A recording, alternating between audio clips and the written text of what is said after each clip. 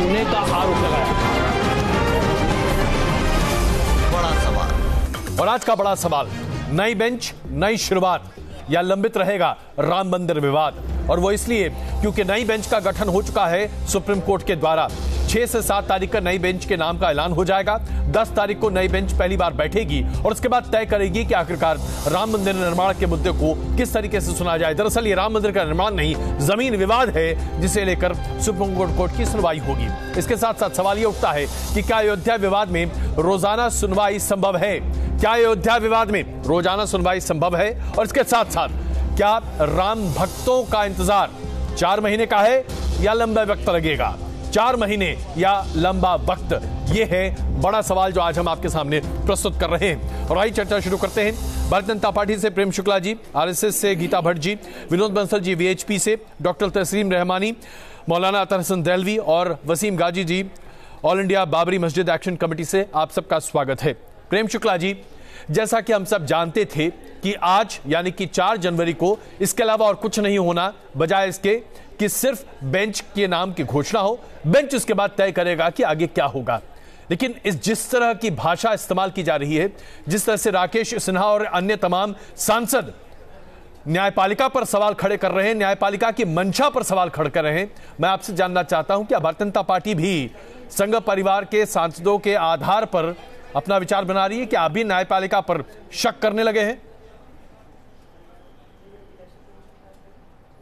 बिल्कुल, भारतीय जनता पार्टी न्यायपालिका पर पूरा विश्वास रखती है और हम न्यायपालिका से पूरी अपेक्षा करते हैं कि सर्वोच्च न्यायालय में राम मंदिर की सुनवाई के लिए बेंच का गठन हो गया है, उसमें नियमित सुनवाई है और तीव्रता से जो है इस मामले में न्याय आए, क्योंकि विलंबित न्याय जो है वो अन्याय के समान होता है।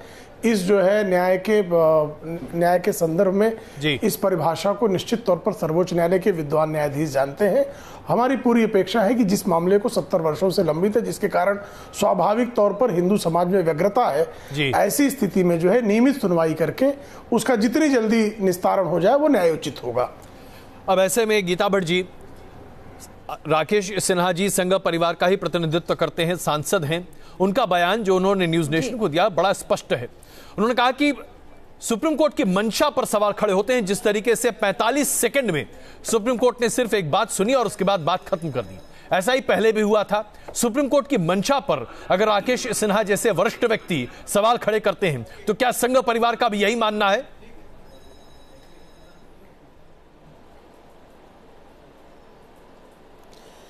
देखिए, माननीय भागवत जी ने अपने भाषण में बिल्कुल ये बात स्पष्ट कही और कहा कि जो भारतीय समाज है, हिंदू समाज है, वो मर्माहत है, क्योंकि इतने लंबे समय से जो यह कानूनी प्रक्रिया है, न्यायालय में जिस तरह से ये राम मंदिर का मुद्दा फंसा हुआ है, उसमें कहीं ना कहीं एक शंका आना बड़ा स्वाभाविक है।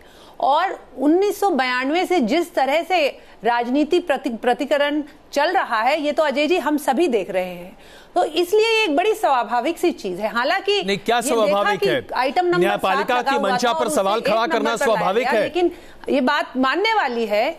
ये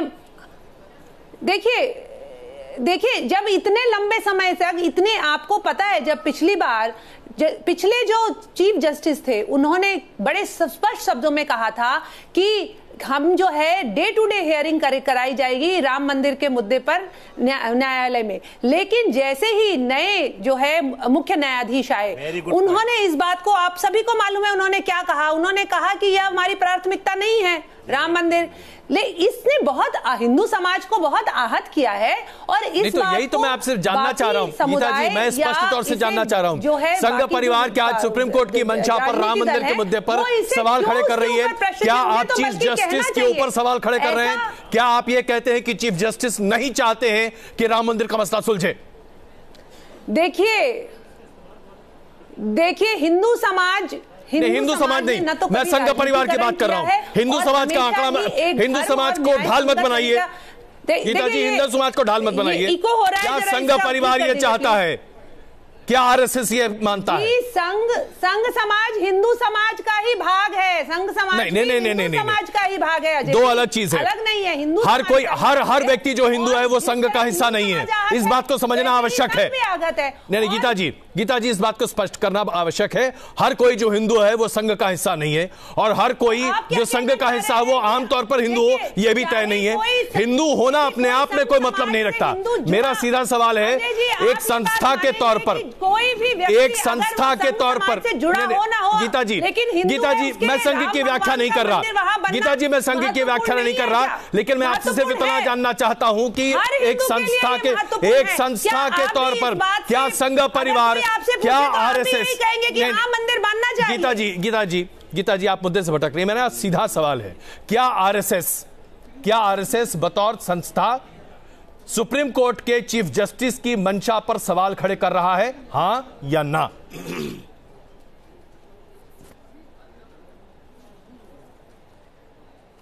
देखिए अजय जी, यही जो न्यायपालिका है, इसी न्यायपालिका में ऐसा भी हुआ है कि किसी आतंकवादी की आप जवाब देना नहीं चाहती, पिटीशन है उसके मैं माफी चाहता हूं, रात में आज आप स्पष्टता से बात नहीं कर रहे हैं। नहीं, मैं जवाब जिस समाज का प्रतिनिधित्व आप करना चाहती हैं उस समाज के हिसाब से आप साफ बताइए। सुन नहीं रहे हैं, मैं बिल्कुल सुन रहा हूं। सुन नहीं रहे हैं। जब 8 मिनट लग गए एक सवाल का जवाब देने में, हाँ या ना? साफ बात कर रही हूँ, हाँ या ना? जिस तरह से जब किसी आतंकवादी की मर्सी पिटीशन के लिए अर्धरात्रि में घुस सकता है, ये नहीं कह सकती ना कि किसी ने मेरे हाथ में चाकू मारा इसलिए मैं किसी की कलाई में चाकू मार रही हूँ। नहीं गीता जी, ये बात नहीं है, तर्क नहीं है, ये तर्क नहीं है, माफ कीजिएगा। आज आप तर्क पे बात जी नहीं, बिल्कुल नहीं। सीधा तर्क आपसे पूछ रहा हूं, मैंने आपसे सीधा सवाल पूछा, मुझे आप बताइए ना, आप चीफ जस्टिस गोगोई पर सवाल खड़ी करती हैं या नहीं? क्योंकि आप करती हैं कि नहीं? ये जो मसला है, आप करती हैं कि नहीं? का मसला तर्क पे नहीं हो सकता। नहीं गीता जी, मैं सीधा पूछ रहा हूं, क्या आरएसएस चीफ जस्टिस गोगोई पर सवाल खड़े कर रहा है, हाँ या ना? इसका जवाब आप दे सकती हैं कि नहीं दे सकती हैं? चलिए, आप नहीं देना चाहेंगे। विनोद बंसल जी, मैं आपसे पूछूं, क्या वीएचपी आज सुप्रीम कोर्ट के चीफ जस्टिस के मंशा पर सवाल खड़े कर रहा है? न्यायालय में विलंब हो रहा है तो कहीं ना कहीं प्रश्न उठेंगे अजय जी। बंसल जी,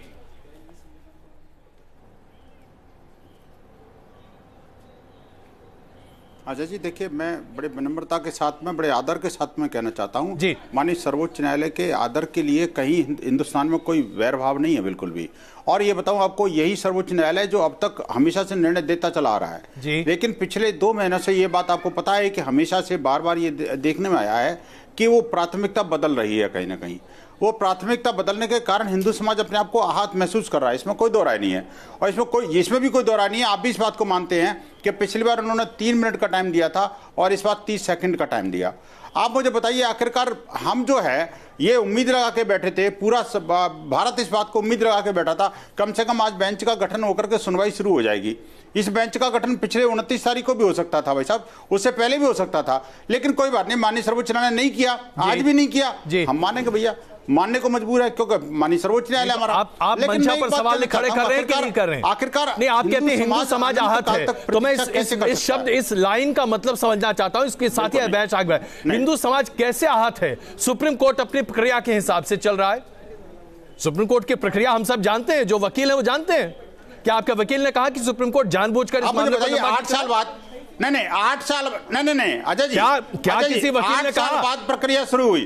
क्या किसी वकील ने कहा बंसल साहब? आपको पता है हमने 8 साल के बाद प्रक्रिया शुरू हुई, तो इसके लिए कौन जिम्मेदार है? 8 साल पहले नहीं, मुझे बताइए।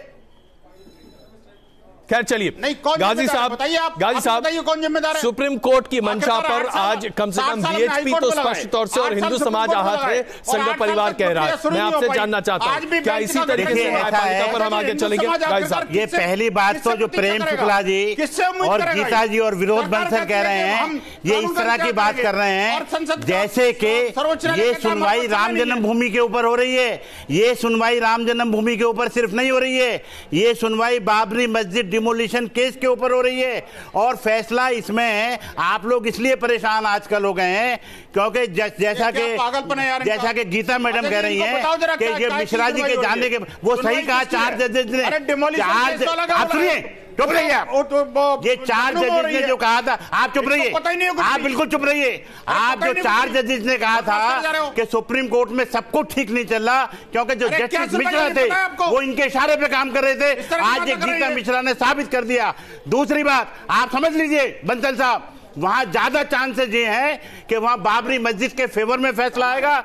जिन लोगों ने बाबरी मस्जिद शहीद किए वो सब जेल में जाएंगे और वहां बाबरी मस्जिद बनेगी। और हमने मनारे बनवाने शुरू कर दिए। बाबरी मस्जिद मनारे बनाने शुरू कर दिए। सबसे बड़े पापी हो, हमने रॉ मटेरियल का ऑर्डर दे दिया है, हमने मनारे बनाने शुरू कर दिए। बाबरी मस्जिद थी, बाबरी मस्जिद रहेगी। बाबरी मस्जिद कितना भी इल्जाम लगाइए, आप भूल जाइए, आपको मालूम है बाबरी मस्जिद के फेवर में फैसला आएगा। चलिए एक, मैं आप सबके बीच में आ रहा हूँ, मैं आप सबके बीच में आ रहा हूँ, मैं क्षमा चाहता हूँ, मैं आप सबके बीच में आ रहा हूँ। प्रेम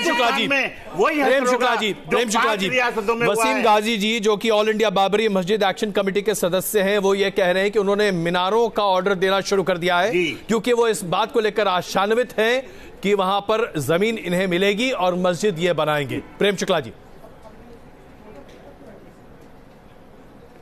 देखिए, ख्वाब देखने से कोई किसी को रोक नहीं सकता है। इनकी अगली 50 पीढ़ियां भी उतर आएंगी तो वहां बाबर के नाम का एक ईंट अयोध्या में ताकत से बना के दिखा दीजिए। उनको चुनौती है, उनकी हिम्मत हो। अगले 50 वर्षों में भी वहां मंदिर है, मंदिर कायम है। तो आपको ये जरा मियां साहब को कहिए जरा चुप रहे, मैं इनके बीच में नहीं बोल रहा था। अजय कुमार जी जरा इस बदतमीज आदमी से कहिए जरा शांत रहे। इस बदतमीज आदमी से जरा कहिए, मैं इनके बीच में नहीं बोल रहा था। इस बदतमीज आदमी से कहिए बदतमीजी बंद कर दे। गाइस साहब आग्रह कर रहा हूं, बदतमीज आदमी से बदतमीजी बंद कर दे। प्रेम शुक्ला जी की बात, मैं इससे ज्यादा बदतमीजी कर सकता हूं अभी इसी चैनल पर। प्रेम शुक्ला जी नहीं प्लीज गाइस साहब प्लीज सभ्यता से हम बात नहीं, अगर बदतमीजी करेंगे तो मैं आ जाऊंगा, हमारा आ जाऊंगा, आपकी डिबेट खराब हो जाएगी। धूल चढ़ा दी गाजी साहब, मैं कह रहा हूं इसको आप शांत करिए। गाजी साहब मेरा आग्रह आपसे, प्लीज हम एक दूसरे की बात सुनें। इनके सोख्त मियां पर को शांत करना मैं जानता हूं। आइए प्रेम शुक्ला जी प्लीज अपनी बात कहिए। देखिए, अभी जो भी टाइटल सूट पर अब तक जो भी आज तक जो भी निर्णय आए हैं, चाहे लोअर कोर्ट का निर्णय हो चाहे इलाहाबाद हाई कोर्ट का निर्णय हो, दोनों निर्णय जो है वो मंदिर के पक्ष में आए हैं जी। सुप्रीम कोर्ट का निर्णय भी हमारा पूरा विश्वास है जो मामला है उसके अनुसार वो मंदिर के पक्ष में आएगा। सुप्रीम कोर्ट के निर्णय के बाद जो संवैधानिक प्रक्रिया है उस संवैधानिक प्रक्रिया के तहत जो भी मंदिर निर्माण के मार्ग की बाधाएं हैं वो संवैधानिक मार्ग से दूर करके वहां आज जो मेकशिफ्ट टेम्पल है वहां पर भव्य दिव्य राम मंदिर का निर्माण होगा। बाबर का मकबरा अयोध्या की पूरी जो भूमि है जी। ऐसा लग रहा है कि प्रेम शुक्ला जी का कुछ लिंक अभी कट गया है, उनका हम दोबारा लाते हैं। दयालवी साहब, इस पर आपकी प्रतिक्रिया? नहीं, पहले चीज़ तो ये देखिए, आपने जो भौतिक सवाल जो गीता जी से आपने करा था, मैं उसी तरफ आना चाहता हूँ। एक तरफ कभी तक किसी ने चर्चा की कोशिश नहीं की। प्रधानमंत्री नरेंद्र मोदी ने एएनआई को जो इंटरव्यू दिया उसमें जब उनसे पूछा गया सबरीमाला के ताल्लुक से, उन्होंने कहा कि इस फैसले में महिला जज की भावनाओं को भी शामिल रख के आपको पढ़ना पड़ेगा। तो मंशा यही थी कि प्रधानमंत्री ने आज तक इसका जवाब नहीं दिया, ना किसी पत्रकार ने उनसे पूछने की चेष्टा करी क्या जज भी लिंग या धर्म की भावनाओं में बैठ के फैसला करते। हम और आप तो शायद ऐसा नहीं मानते होंगे। मैं मानता हूं कि वीएचपी हो या बीजेपी या आरएसएस आज तक पिछली सरकारों को शाबानो केस के नाम पे चढ़ाती थी, और मैं भी मानता हूं कि उस फैसले पर रिव्यू पिटीशन हो सकती थी बजाय इसके कि फैसला पार्लियामेंट में बदला गया। लेकिन क्या इस सरकार ने SC/SC एक्ट को सुप्रीम कोर्ट के बाहर जाकर नहीं बदला? दूसरी और अंतिम बात जिस पे गीता जी छुटला बात को घुमा रही हैं, इसी सुप्रीम कोर्ट ने अलग-अलग फैसले दिए, सबरीमाला पे फैसला दिया जहां पे आप अपने दामन को बचा लेते हैं। और आपको मैं तो खुद सुना है, आप तो साक्षात हिंदू और अपने आप को राम भक्त कहते हैं। श्री राम ने जो कुछ कहा उसका अक्सर हमको मिलता वो ये कि जान जाए पर वचन ना जाए। राकेश सिन्हा जी जो आज सर्वोच्च न्यायालय पे आवाज उठा रहे हैं, मुझको तो उनकी विश्वसनीयता पे, उनके एतबार पे यकीन नहीं हो पा रहा कि जो व्यक्ति ये कहे कि मैं राम मंदिर के नाम पर राज्यसभा में प्राइवेट मेंबर बिल लाऊंगा और उसके बाद वो भागते फिरे, तो लिहाजा ये विश्वसनीयता की बात नहीं है। सर्वोच्च न्यायालय पे और गाजी साहब से मैं कहती हूं आप बैठे, एक आखिरी बात गाजी साहब ने जो कुछ कहा मैं इस पे भी बाहैसियत एक भारतीय मुसलमान अपना स्पष्ट कर दूं, ये गाजी साहब आपके अपने विचार हैं, भारतीय मुसलमानों के ऐसे कोई विचार नहीं। तस्लीम रहमानी साहब नहीं, आपके नहीं है। सुनिए,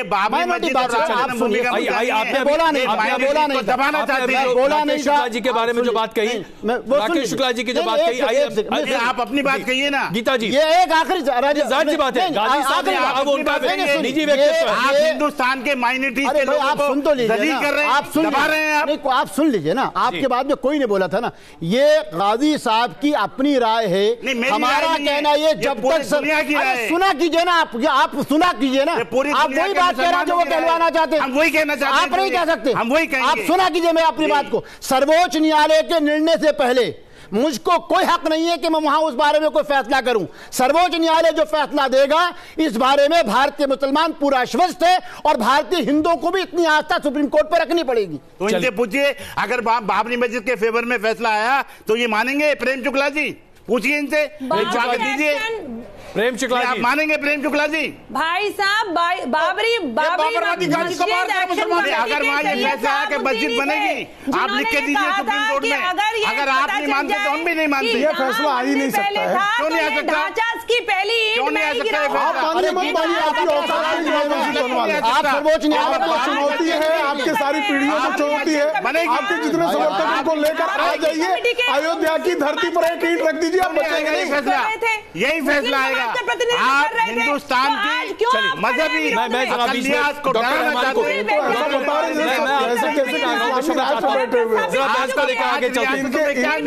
बहस को लेकर आगे चलते हैं प्लीज। गीता जी मेरा आग्रह है प्लीज। डॉक्टर रहमानी, अभी हम यहाँ जो चर्चा कर रहे हैं उसमें दो मुख्य बिंदु हैं। पहला ये कि आरएसएस से जुड़े राकेश सिन्हा जी ने आज सुप्रीम कोर्ट की मंशा पर ही सवाल खड़े किए, और दूसरा जो कि गाजी जी कह रहे हैं कि अगर जमीन मुसलमानों को मिल गई तो फिर क्या होगा। मैं जानना चाहता हूं कि आप इन दोनों मत पर क्या आपकी राय है, इन दोनों पहलुओं पर। देखिए, राकेश सिन्हा जी हमारे साथी हुआ करते थे, सारी डिबेट्स में हमारे साथ आमतौर पर हुआ करते थे। बहुत अच्छा लगता था, एक बौद्धिक वहाँ यहाँ बहस और चर्चा होती थी। लेकिन जब से मेंबर पार्लियामेंट बने हैं वो हमारे हाथ से बाहर निकल गए, बहुत ऊपर की चीज़ हो गए हैं। और उनसे हमको ये अपेक्षा थी कि वो राम मंदिर पे उन्होंने ऐलान किया था कि वो लाएंगे प्राइवेट मेंबर बिल, लेकिन आज का दिन आखिरी दिन था इस सत्र का कि जिसमें वो ये बिल ला सकते थे, लेकिन लाए नहीं है। तो बड़ी मायूसी हुई, और उससे ऐसा लगा कि ये लोग जो आस्था का खेल है, बार बार आस्था जिन लोगों के नाम लेके आस्था की बात करते हैं उन लोगों को धोखा दे रहे हैं। अखबारों में ऐलान करेंगे, टेलीविजन पे ऐलान करेंगे कि बिल लाएंगे, और फिर डेविएट जब करेंगे आखिरी दिन होगा तो सुप्रीम कोर्ट के ऊपर सवाल खड़ा कर देंगे। और किसने सवाल खड़ा नहीं किया? आरएसएस के चीफ ने भी, आरएसएस चीफ भी सवाल खड़ा कर चुके हैं, विश्व हिंदू परिषद भी खड़ा कर चुका है सारे, और खुद प्रधानमंत्री जी खड़ा कर चुके हैं। सवाल यह है कि कॉन्स्टिट्यूशनल अथॉरिटीज को, जो कॉन्स्टिट्यूशनल विंग्स हैं, अगर आप उनको बेइज्जत करते रहेंगे आस्था के नाम पर। और आस्था की बात मैं बताऊं आपसे, 800 साल इस मुल्क में हम रूलिंग क्लास रहे विनोद बंसल जी, और हमने आस्था का एहतराम किया है। अगर हमने आस्था का एहतराम न किया होता इस देश के इस झूठे इतिहास से भी मुक्त हो लीजिए। 800 साल इस झूठे इतिहास से मुक्त हो लीजिए। आप आपने 4 लाख हिंदुओं के कत्ल, और आप आस्थाओं का अनादर कर रहे हैं। बाबरी का कलंक, बाबरी के कलंक को 6 दिसंबर 1992 को हिंदुओं को शौर्य से नष्ट कर दिया गया, गलत हो गया। और वहां पर बाबर के कब्र पर राम जी का मंदिर खड़ा है। 10,000 साल की तारीख में हिंदुओं का इतना प्रेम शुक्ला जी, लेकिन आज तक भाजपा एक सवाल का जवाब नहीं दे पाई। एक सवाल का जवाब भाजपा का कोई प्रवक्ता मुझको नहीं दे पाया। क्या वजह थी कि 13.5 करोड़ रुपए, और ये तो कल ट्रंप ने भी मजाक उड़ाया, 13.5 करोड़ रुपए बागे बहार, जिसको बाबर का मकबरा कहते हैं, हमारे संस्कृति मंत्रालय ने दिया अफगानिस्तान सरकार को। और जो संसद हमने बनाई वहां पे, जिसकी फाउंडेशन अटल बिहारी वाजपेयी जी ने रखी थी, और जिसका अनावरण प्रधानमंत्री नरेंद्र मोदी ने करा है, उसमें पहली तस्वीर किसी और के नहीं है, बाबर की लगी हुई है। क्या वजह थी कि उस तस्वीर के सामने जाकर उन्होंने अनावरण करा? यहाँ बाबर को गालियां बकते हैं। अच्छा प्रश्न, उत्तर सुन लीजिए, उत्तर सुन लीजिए। जी प्रेम शुक्ला, देखिए सुन लीजिए, अब आप आपकी उत्तेजना में समझो, सुन लीजिए। बाबर का मकबरा अफगानिस्तान में, उज्बेकिस्तान में बने, अफगानिस्तान की संसद में उसकी तस्वीर लगे, किसी को आपत्ति नहीं हो सकती, लेकिन जिस बाबर ने रक्त की नदियां बहाकर, नहीं, सुन लीजिए, अफगानिस्तान में भारतीयों का बदल के वहां शांति स्थापित करने के लिए हम अंतर्राष्ट्रीय स्तर पर काम करें। दूसरी बात है, सुन लीजिए, जिन्होंने, जिस बाबर ने रक्त की नदियां बहाकर प्रभु रामचंद्र जी के भव्य दिव्य, अरे देलवी जी अब उत्तर नहीं सुनने, क्या हो गया आज आपको? शांति से जरा सुन लीजिए, काहे परेशान है? गाजी की आत्मा प्रवेश कर गई क्या? अरे प्रेम शुक्ला जी, आपको इतिहास मालूम नहीं है। बाबर कभी अयोध्या नहीं गया, बाबर कभी अयोध्या गया ही नहीं। आप दिल्ली यूनिवर्सिटी, हाँ नहीं पता है, तो फिर बाबरी के लिए इतनी जीत क्यों दिए पड़े हैं? फिर शेख चिल्ली गाजी नहीं, आप बाबर के नाम पर जीत किस बात की दिए पड़े हैं? तो हम आप इस इतिहास को जानते हैं, आज ही फैसला, आप इस इतिहास को जानते हैं, आप नहीं जानते, आप इस इतिहास को जानते हैं, तो बाबर के नाम की जीत क्यों है? नहीं गया, अगर ये आप साबित ठीक है ना, अच्छी बात, आपको इतिहास का ज्ञान है। ब्रेक लेते हैं, तुरंत वापस आ रहे हैं। अरे आपको इतिहास का ज्ञान है ना गाजी मियां, जो आपको गाजी साहब ने सामने रखी है। मुद्दा ये कि अगर जमीन का जो मुकदमा सुप्रीम कोर्ट में चल रहा है, उस मुकदमे में मुस्लिम पक्ष की जीत होती है, यहां तक कि 2010 में जो एक हिस्सा मुसलमानों को दिया गया है, अगर वो वैसा ही बना रहता है, तब क्या होगा? नई बेंच, नई शुरुआत, या लंबित रहेगा राम मंदिर विवाद? यही है आज का हमारा बड़ा सवाल। प्रेम शुक्ला जी, गीता भट्ट जी, विनोद बंसल जी, डॉक्टर तस्लीम रहमानी, मौलाना अतर हसन दहलवी और वसीम गाजी जी हमारे साथ हैं। प्रेम शुक्ला जी, हम वापस लौटते हैं उस सवाल पर जो हमने ब्रेक से पहले छोड़ा। वसीम गाजी जी एक तरह से ये कह रहे हैं, जो कि अपने आप में तर्कसंगत बात है, इस पर हम दरअसल कोई और राय नहीं ले सकते। ऐसा संभव हो सकता है कि सुप्रीम कोर्ट से अनुमोदन आ जाए उसी फैसले का जो 2010 में इलाहाबाद हाईकोर्ट का फैसला है, यानी कि 1/3 जमीन सुन्नी बोर्ड के पास रहे। और अगर ऐसा होता है तो उस परिस्थिति में क्या होगा? क्योंकि सवाल यह उठने लगा है कि क्या उसके बाद भी राम मंदिर के निर्माण की मांग इसी तरीके से होगी, राम मंदिर वहीं बनेगा, इस पर लेकर भी चर्चा होगी? देखिए, राम मंदिर तो वहीं बनेगा, राम जन्मभूमि स्थान पर ही बनेगा। उसके लिए हमारे पास संविधान में प्रावधान है। संवैधानिक प्रावधान के तहत कानून बनाकर सर्वोच्च न्यायालय के निर्णय के बाद कानून बनाने का हमारे पास संवैधानिक मार्ग है। वहां पर भूमि अधिग्रहण करके भव्य राम मंदिर के निर्माण का मार्ग प्रशस्त किया जाएगा। मोदी जी ने जो कही, आप उसके बिल्कुल बरक आशंका किसी के मन में नहीं। मोदी जी ने जो अपने इंटरव्यू में जो बात कही है, वो सर देखिए, हिंदुस्तान में जो चाहेंगे वो नरेंद्र मोदी वही होगा। नहीं, वो आप क्या उसको समझते हैं? आप समझते रहिए, उन्होंने बिल्कुल क्लियर कर दिया। जो समझना हो आप समझ सकते हैं, का फैसला नहीं आता है, आपको जो समझना हो हम ऑर्डिनेंस लाएंगे। और सुप्रीम कोर्ट के फैसले का इंतजार करेंगे। ट्रिपल तलाक पर भी मोदी जी सुप्रीम कोर्ट के फैसले के बाद की बात कर सम्मान करते हैं। मोदी जी ने बहुत अच्छी बात कही कि ट्रिपल तलाक पर भी हम जब लाए बिल। वसीम गाजी जी, आपने मेरी बात सुनी नहीं। अजय कुमार जी ने क्या प्रश्न किया, उसको आपने बिना समझे आप बात की जा रहे हैं। गाजी साहब, प्रधानमंत्री जी ने, गाजी साहब, हम इस बात को स्पष्ट करना होगा। प्रधानमंत्री जी ने भी अपने इंटरव्यू में स्पष्ट तौर से कहा कि जब तक कानूनी प्रक्रिया पूरी नहीं हो जाती तब तक कोई और विचार नहीं, और तब तक अध्यादेश पर भी विचार नहीं। तो उन्होंने उसके आगे की बात नहीं कही है। इसलिए प्रेम शुक्ला जी अपनी बात पर सही हैं, हमें इस बात को निभाना पड़ेगा। जी, इसमें दो चीज़, जो प्रेम शुक्ला जी कह रहे हैं, जो आपका सवाल है जी। देखिए, मैं पहले जब से आपने डिबेट शुरू करी, 2 साल तकरीबन हमको हो गए हैं, मैंने शुरू से 2 बातें। पहली चीज़ तो हम ये कहते आए कि, और अभी भी एक डिबेट में प्रेम जी और मैं दोनों मौजूद थे, कि सरकार को ये चाहिए कि इस पूरे विवाद को लेके जितनी वार्ताएं हुई हैं उनके ऊपर एक वाइट पेपर आना चाहिए, ताकि पता चले कि हम विवाद के अंत तक कहां तक पहुंच चुके थे और क्या चीजें थी। दूसरी चीज ये थी, क्या 1993 का जो ऑर्डिनेंस था जिसपे लगोबेग आम तौर से सहमति बन चुकी थी, उसमें क्या सूरत होगी। तीसरी सूरत वो ये कि मान लीजिए फैसला वही आता है जिसको हम पंचायती फैसला कहते हैं, उस सूरत के अंदर सरकार को अभी से कुछ ना कुछ लाएअमल तैयार करना पड़ेगा। और अंतिम और आखिरी चीज जो हमारी बहन गीता जी कह रही थी, गीता जी आपको मालूम होना चाहिए सर्वोच्च न्यायालय अपनी जो उसका तरीका उसके तहत चलता है। आपके शायद ये जानती होंगी कि शारदा पीठ को लेकर मामला 52 साल चला है। इसी तरीके से मुसलमानों का बड़ा मुद्दा था दारुल उलूम देवबंद का, जो आज तक कोर्ट में चल रहा है पिछले 38 साल से। इसी तरीके तीसरा बड़ा मुद्दा है लद्दाख का, जहां 2 लामाओं के बीच का मुद्दा, दोनों लामा इस दुनिया से जा चुके हैं लेकिन फैसला अभी तक नहीं है। इसलिए कोर्ट अपनी प्राथमिकताओं के तहत काम करता है। कम से कम आप जैसे लोग और संघ जैसा बड़ा, इतना बड़ा जो है संगठन जो है, और राकेश सिन्हा जैसे व्यक्ति जो संघ के दर से संसद तक पहुंचे हैं, हैं, अगर वो सर्वोच्च न्यायालय पे आवाज उठाते हैं तो कहीं ना कहीं आवाज जो है संघ के खिलाफ, जो संघ प्रमुख के खिलाफ जाती है। गीता जी छोड़ा जवाब प्लीज। देखिए मैं अजय जी पहले भी आप ही के कार्यक्रम में ये बात रख चुकी हूँ कि कई चीजें ऐसी हुई हैं पीछे जिनसे कई बार ये मन में जो शंकाएं उठती हैं तो उठती हैं। हम जो राफेल पे क्यों आपकी राफेल के खिलाफ आपके अंदर शंका क्यों नहीं उठती है? तो उस व्यथा को वो रखने की उनका भी पूरा अधिकार है, भारत के नागरिक। नहीं, राफेल पे क्यों आपकी शंका नहीं उठती? राफेल पे जब सुप्रीम कोर्ट का फैसला आया तब तो आप सब तालियां बजा रहे थे। एनआरसी पे जब सर्वोच्च न्यायालय ने कहा सब आप तालियां बजा रहे थे। राफेल पे जब डिबेट होगी तो राफेल पे भी बात करेंगे, मौलवी साहब, तब राफेल पे भी बात करेंगे। आपके साथ हूं मैं प्रेम शुक्ला जी, आपका सम्मान कर रहा हूँ। सवाल तो संघ से है, सवाल राकेश सिन्हा अगर आज होते उनको बताना चाहिए। कहता हूँ कि भारत में दिल्ली साहब आपने जो सवाल किया, उन्होंने रफाल पे तो फैसला आ गया, हम वही तो अपेक्षा कर रहे हैं। जितनी तेजी से रफाल पे फैसला आया उसी तीव्रता से जो है राम मंदिर पे भी फैसला कर दिया। बात तो भूल कर रहा था, लेकिन मुझको बताइए प्रेम शुक्ला जी, क्या भारतीय सांसद, भारतीय उच्च संसद का कोई व्यक्ति ये कह सकता है कि मुझको सर्वोच्च न्यायालय में शंका है?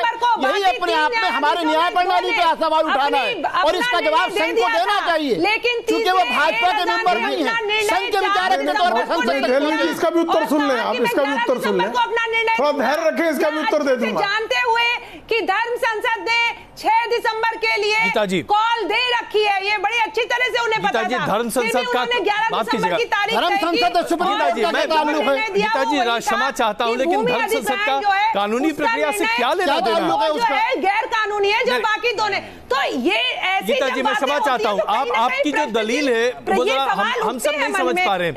धर्म संसद का सुप्रीम कोर्ट से क्या लेना देना? अजय जी नहीं, धर्म संसद का सुप्रीम कोर्ट से क्या लेना देना? देखिए अजय जी, मैं ये कहना चाह रही हूँ, क्या लेना देना धर्म संसद का? आप धर्म संसद एक क्या 100 कर लीजिए। धर्म संसद के आधार पर सुप्रीम कोर्ट नहीं चलेगा ना। मंदिर आंदोलन का नेतृत्व कर रही है। अरे राकेश सिन्हा, धर्म संसद छोड़िए, संसद के अंदर राकेश सिन्हा साहब ने वादा करा था। माफ कीजिएगा गीता जी, राम मंदिर का आंदोलन, मुझे कृपया अपनी बात करने दीजिए। मुझे लगता है कि मुझे प्रेम शुक्ला जी के पास आना चाहिए। प्रेम शुक्ला जी, आंदोलन का प्रतिनिधित्व प्रेम शुक्ला जी, प्रेम शुक्ला जी, अगर ये अच्छे से जानते हुए दो बातें हैं, ये कहना चाह रही हूँ कि जब जो न्यायालय में जो लोग बैठे हैं उन्हें भी तो ये पता है कि जनमानस की भावना क्या है। नहीं बिल्कुल, लेकिन माफ कीजिएगा गीता जी, माफ कीजिएगा गीता जी, मैं आज आपका तर्क थोड़ा सा लक्ष्य से अलग हो रहा है। सुप्रीम कोर्ट में बैठे जज साहब, एक मिनट गाइज साहब, गीता जी आज आपका तर्क जरा लक्ष्य से अलग हो रहा है। सुप्रीम कोर्ट में बैठे जज कभी भी जन भावना पर मुझे 30 सेकंड चाहिए जी। आइए प्रेम शुक्ला जी, प्लीज प्रेम शुक्ला जी।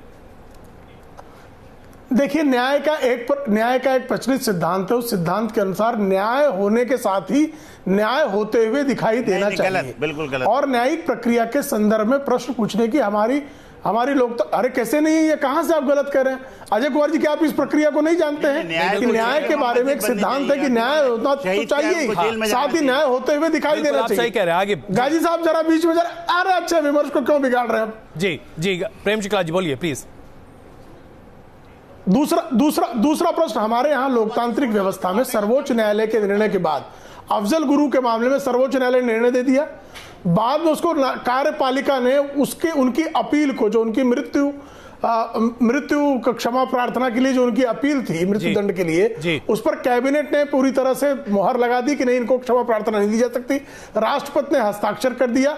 उसके बाद अफजल गुरु को फांसी पर चढ़ाया गया, लेकिन संवैधानिक पद पर बैठे उमर अब्दुल्ला ने उसके बाद सर्वोच्च न्यायालय की भी निंदा की, भारत सरकार की भी निंदा की, और वो उन्होंने की तो की। उस कैबिनेट में जो होम मिनिस्टर करके मौजूद थे पी चिदम्बरम, कालांतर में पी चिदम्बरम ने भी कहा अफजल गुरु को फांसी देना गलत था। तो हमारे देश में न्यायपालिका और कार्यपालिका के निर्णयों पर भी लोगों ने विश्लेषणात्मक टिप्पणियां की हैं। इसलिए एक एडमिनिस्ट्रेटिव जो प्रोसेस सुप्रीम कोर्ट का है, उस पर जब विलंब हो रहा है तो आशंका प्रकट करना, मुझे लगता है ये भी राकेश सिन्हा जी का भी संवैधानिक अधिकार है। आपने अपनी बात रखी, प्लीज डॉक्टर रहमानी बहुत देर से बात करना चाह रहे हैं। जी डॉक्टर रहमानी। आशंका नहीं है, खाली ये आशंका नहीं है। अगर आशंका प्रकट की जाती हो तो फिर तो एक बात समझ में आती, जो तर्क आपने दिए उन तर्क को मान लिया जाता। मसला ये है कि कहा यह जा रहा है कि फैसला कुछ भी आए हम वहां जाके मंदिर बनाएंगे। आपने भी कहा, और अभी यहाँ पर ये हमारे जो ये बैठे हैं हिंदू परिषद ये भी कह रहे हैं कि मंदिर तो वहीं बनाएंगे। तो आशंका का सवाल नहीं, उससे एक कदम आगे जो हर शख्स ये कह रहा है। आप संतों के समागम की भी बात कर रहे हैं और प्रधानमंत्री जी ने भी यही बात कही है, आरएसएस के चीफ ने भी यही बात कही है। तो आप ये डिक्लेयर कर चुके हैं कि आप तो कोर्ट के फैसले का आदर नहीं करेंगे, ये तो आप डिक्लेयर कर चुके हैं। आपने ये कह दिया है कि आस्था का फैसला करना कोर्ट का कार्य क्षेत्र नहीं है। इसके बाद आशंका का मसला कहा रहा, आप डिक्लेयर कर चुके हैं कि कुछ भी हो। लोग कह चुके हैं कि जिस तरीके से ताकत के बल पर बाबरी मस्जिद को शहीद किया गया, उसी तरह ताकत के बल पर मंदिर बनाया जाएगा। ये बात तो आप लोग कह चुके, तो आशंका का तो कोई मसला नहीं रहा। आप तो तय कर चुके आप कोर्ट पर एतबार नहीं है और आप कोर्ट की बेइज्जती कर रहे हैं बार-बार, तो आप कोर्ट से बाहर क्यों नहीं आ जाते? बंसल साहब रहमानी की वजह हम बात करेंगे। जी बंसल साहब, अगर रोड़ा अटका रहे हैं तो आप जैसे लोग कर रहे हैं। तो बंसल साहब आप ये चाहते हैं कि चाहे जो कुछ भी हो हर पक्ष तुरंत हम लोग तो मुस्तकिल एक ही बात कह रहे हैं। 26 साल से हमने ये नहीं कहा कि हमारे सब्र का पैमाना लबरेज हो गया। अरे भाई 26 साल से खामोश बैठे हैं और ये कह रहे हैं कि अदालत के फैसले के इंतजार करेंगे। 10,000 लोग बाहर डाले गए हैं। 1992 के फौरन बाद बाबरी मस्जिद की शहादत के साथ 10,000 मुसलमान शहीद हुए, हमारे सब्र का पैमाना लबरेज नहीं हुआ। उसके बाद 68 लोगों के खिलाफ लिबरान कमीशन ने 4 लाख हिंदुओं को शहीद करके उनके जो है उनके खून से जो है गारा बनाकर एक कलंक का चल रहा है। हमने हमारे सब्र का पैमाना लबरेज नहीं हुआ। अरे दुनिया की खुले हिंदुओं के लहू से, अरे आपको आक्रांता है तो आपके सब्र का पैमाना कैसे लबरेज होगा? आप तो आक्रांता के पक्ष में हैं, आप तो बर्बरता के पक्ष में हैं, आप तो अन्याय के पक्ष में हैं। पैमाना लबरेज, अरे अगर इतना ही आप तो कम से कम अपने बाबरवादी लोगों को बोलिए ना, सुन्नी सेंटर पर मैं राम जी का आदर करता हूं इसलिए कि आप आदर करते, मैं उनका आदर इसलिए करता हूं कि आप आदर करते। इस देश की मेजॉरिटी कम्युनिटी रामचंद्र जी का आदर करते हैं, इसलिए मैं आदर करता हूं। वरना मुझे मालूम नहीं है, राम जी का आदर करते हैं, सारी दुनिया के सवाल खड़ा किया है कि रामचंद्र जी का वजूद आप बाबरवादी आप हो सकते हैं, मैं नहीं हो सकता। माइथोलॉजी का राम जी का आदर करना सिर्फ ये नहीं है कि मगर मैं बहुत सारे सवाल पैदा करूं तो आप अभी उठ के भाग खड़े होंगे यहाँ से। अर्थ नहीं है, इस आदर का अर्थ नहीं है कि आप मस्जिदें शहीद कर देंगे, आप गुरुद्वारे शहीद कर देंगे। आप तो अनादर ही कर रहे हैं। प्रभु रामचंद्र जी का इतिहास जो है बहुत स्पष्ट है, उनके जन्म की तिथि स्पष्ट है, उनके जन्म का स्थान स्पष्ट है।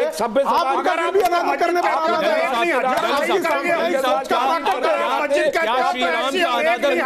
कोई कर सकता है? बंसल साहब रहमानी साहब एक मिनट प्लीज, रहमानी साहब, doctor Rahmani please, doctor Rahmani please, Bansal साहब आजाद कराने के लिए। और अगर क्या हिंदुस्तान में एक भी ऐसा शख्स है जो श्री राम का अनादर कर सकता है? इतनी ताकत है हमारे देश को आजाद करा, तभी तो पाकिस्तान लेके उड़ गए ना आपके पुरखज। बंसल साहब, मोदी साहब संग नहीं था, देश को आजाद करा। सुन लो भैया, सुन लो अपने देश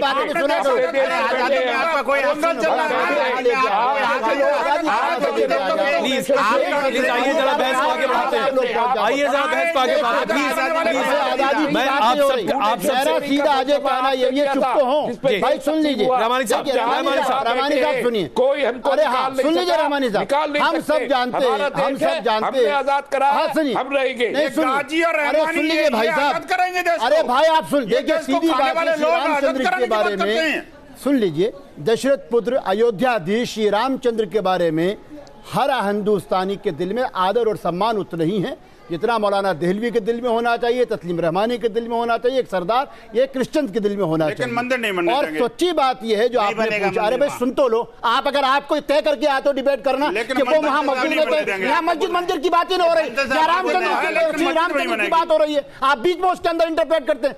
सीधा मुद्दा यह है कि जब तुलसीदास जी ने श्री रामचरितमानस लिखी, वो अकबर का जमाना था, और अकबर और रहीम खान ने चित्रकूट में उस जमाने की सरकारों और उस जमाने के ब्राह्मणों और उस जमाने के जो वो लोग थे जो रामचरितमानस को कबूल नहीं कर रहे थे, वो मुसलमान नहीं थे, उन दोनों ने एक साथ श्री राम प्रभु राम की आवासना, उनके लिए किताबें और उनके लिए अपने दोहे लिखे। और मैं तो आखिरी बात कहूंगा, श्री राम ने कहा था निर्मल मन से पा सकते, लेकिन ये लोग वो है जो छल कपट करते हैं श्री राम के नाम पर, ये वो लोग वो है बिल्कुल, ये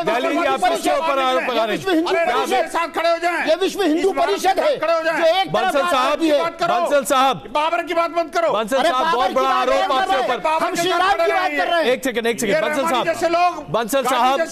बंसल साहब बहुत बड़ा आरोप अभी मौलाना दहलवी ने आपके ऊपर लगाया है। आप राम के नाम पर छल कपट करते हैं, हिंदुओं को ठगते हैं, आप ठग हैं। मौलाना दहलवी यहीं पर कह रहे हैं। बिल्कुल, जो व्यक्ति राम रथ लेकर निकला उसका हाल क्या करा, जिस व्यक्ति तोगड़िया ने पूरे राम भक्तों को जमा करा उसका हाल क्या करा, जिस शिवसेना ने राम भक्तों को जमा करा उसका हाल आपने क्या करा। अरे सुन लो, मर्यादा की बात करने वालों, अरे आप मर्यादा की बात, लोग हमको मर्यादा बताएंगे, सुन लो जरा, सुनने की भी हिम्मत करो। जो सर्वोच्च न्यायालय में हलफनामा देते हैं, जाकी रही भावना जैसी प्रभु मूलित देखी तिन तैसी, ये भी तुलसीदास जी ने कहा है कि नहीं कहा? ये आप जैसे लोगों अरे आपका छल कपट तो ये जैसी आपकी भावना है, उनके परम सेवक की जाति बताते फिर रहे हो, और ये खबरबाजी सोच आपकी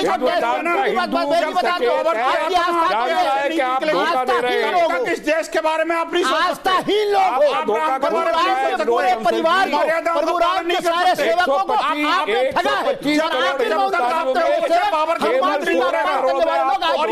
है। आपको वोट दिया और उसमें भी उन लोग बेचारे जो नौजवान थे धोखे में आए प्रधानमंत्री जी, आप यकीन रखिए राम मंदिर रहमानी साहब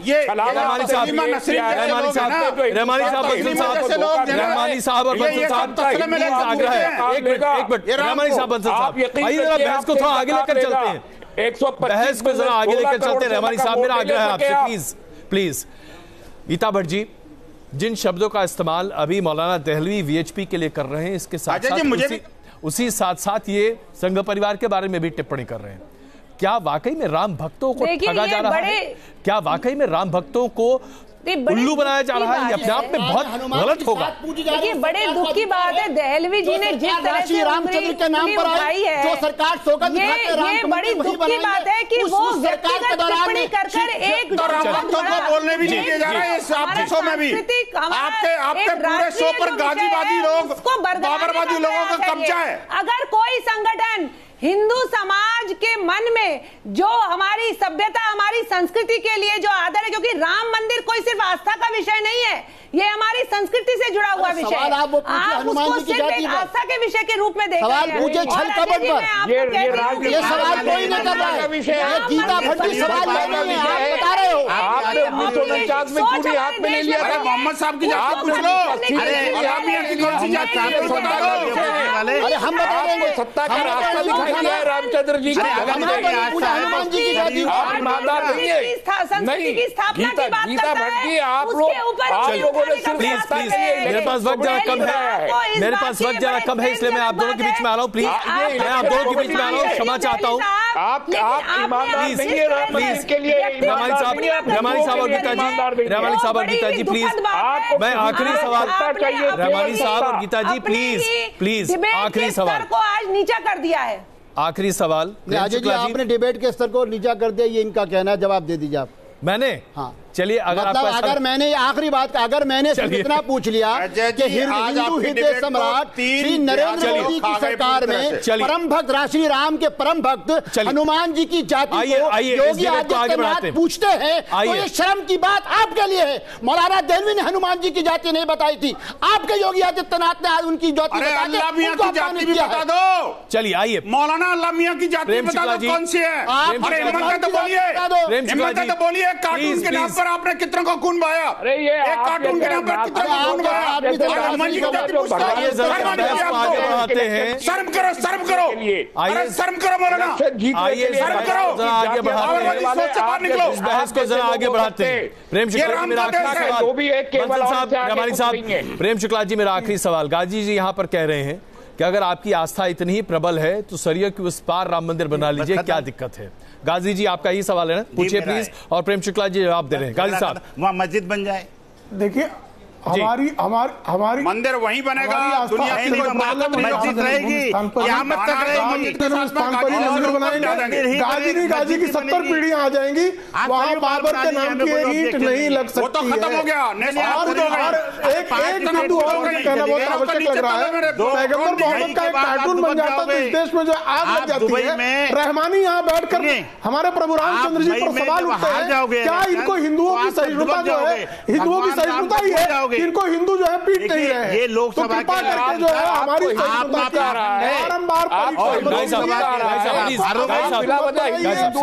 तरह बनाने का कुप्रयत्न 200 साल से मैं रंगीला रसूल आपके देश है, इतना करके 16 करोड़ से ज्यादा वोट आपने को नहीं मिलता। आपके चैनल पर बैठकर क्या मैं रंगीला रसूल की पंक्तियां उद्धृत करना? देखिए प्रेम शुक्ला जी, आप एक सज्जन आदमी है। प्रेम शुक्ला जी, प्रेम शुक्ला जी, प्रेम शुक्ला जी, प्रेम आप कर दीजिए। देखिए ये देखिए आपको नहीं, सुन लीजिए, जब राम की बात आई तो आपके जिहादी कुछ नहीं बोले। शुक्ला जी, आपके पास रंगीला रसूल की बात आई तो सच्चे करा रहे हैं आपको। हादी साहब, ये मेरी राय, किसी की भी राय, श्री राम के बारे में उतनी आर्गूमेंट दे रहे हैं आप। आस्था होना कोई जरूरी नहीं है। नहीं, हर आदमी की अपने धर्म में आस्था है। किसके आप अदब और एहतराम करिए। ये क्या जरूरी है कि आप इस बात से बड़े थोड़ी हैं, आप इस बात से बड़े थोड़ी हैं। भारतीय मुसलमानों की कोई राय नहीं, हम उनका अदब रखते हैं, उनका सम्मान रखते हैं। पूजा कीजिए। अरे मैं क्यों करूँगा? आप बन जाइए मंदिर में। देखिए, आपकी इनकी आपने सेटिंग हो वो अलग मुद्दा है, पर मैं बात कह रहा हूँ, भारतीय मुसलमान का अदब करता है, हमारे मुसलमान श्री राम का अदब करता है। करिए इनकी आस्था के कारण तो ऑल इंडिया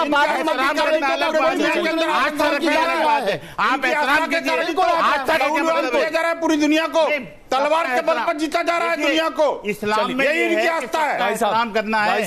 गाय साहब, यही इनकी आस्था है। ये है, ये आस्था के नाम पर जिहाद करते हैं और जिहाद के नाम पर लोगों का खून करते हैं और निहत्थे लोगों को मारते हैं। तो मैं कह रहा हूँ, अंग्रेजी में इस्लाम के नाम पर चलाते हैं। आस्था कोई जरूरी नहीं है। अरे उनकी आस्था का अदब कह रहा हूँ। एक आखिरी सवाल,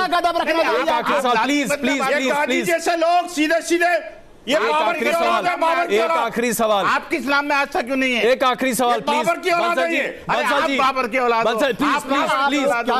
आप रावण की औलाद है, बाबर की औलाद। आप रावण की औलाद हो। विनोद बंसल जी, लेकिन ये रह गया। बंसल जी, अरे आप बाबर चला गया लेकिन ये रह गया। प्लीज विनोद, ये बाबर मेरा आखिरी सवाल आपसे, बाबर के वंशज हैं आप। विनोद बंसल जी, मेरा आखिरी सवाल आपसे, अगर मई 2019 से पहले राम मंदिर के निर्माण का काम शुरू न हुआ तो विश्व हिंदू परिषद का अगला कदम क्या होगा? 4 महीने बचे। 31 जनवरी के धर्म सत्संग में तय होगा, प्रयाग की पुण्यतिथि पुण्य धरती पर पूज्य संत तय करेंगे।